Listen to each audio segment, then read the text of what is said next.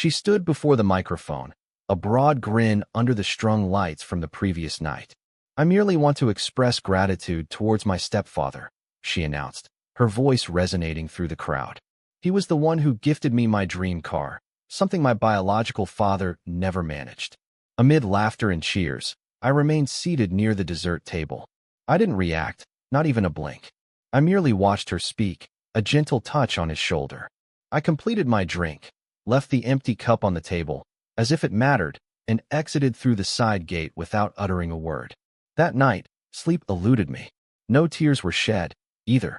Instead, I settled at my desk and opened an untouched folder from 3 years prior. Emily was 6 when her mother and I parted ways. I strived for custody, failed, made do with every other weekend. Then, bit by bit, even that diminished. I covered her school expenses, funded her college savings, sent money for dance lessons, braces, birthdays. I attended every parent-teacher meeting, despite the lack of invitations. I was not extravagant. I didn't share photos online. I avoided rivalries with the newcomer.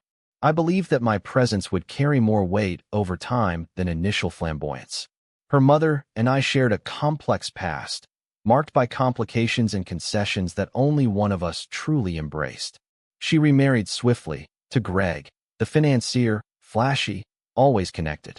He acquired attention as if it was a stock.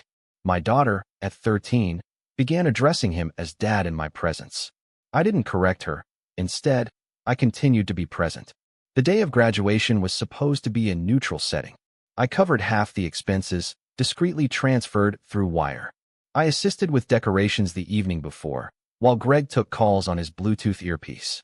I stayed out of the pictures, gave them space, aimed to avoid any turbulence.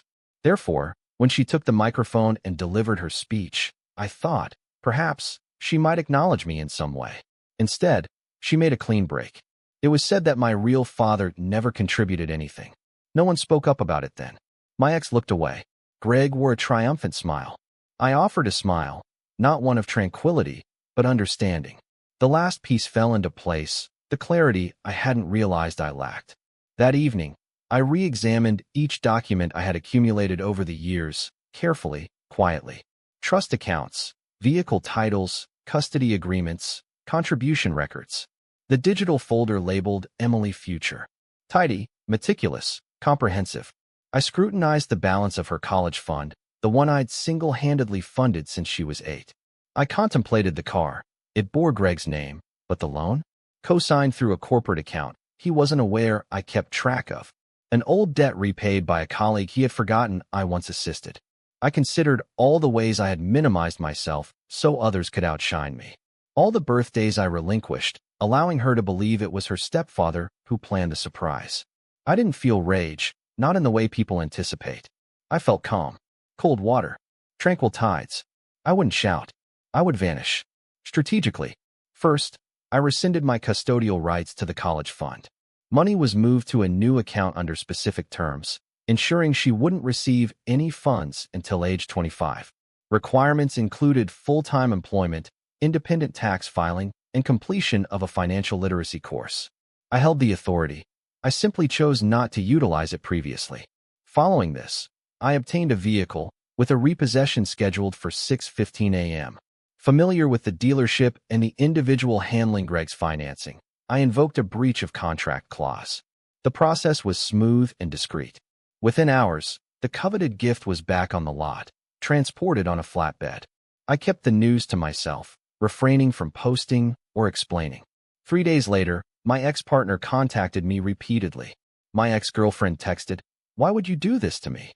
I remained silent. Eventually, Greg visited my workplace.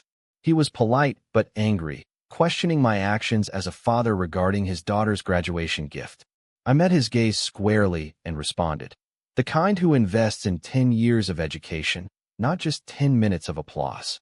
Greg retaliated with legal threats, to which I provided him a printed statement of the loan default, bearing his own name and signature. His gaze shifted. He departed mid-sentence. My former partner managed to reach me. Her tone was rough.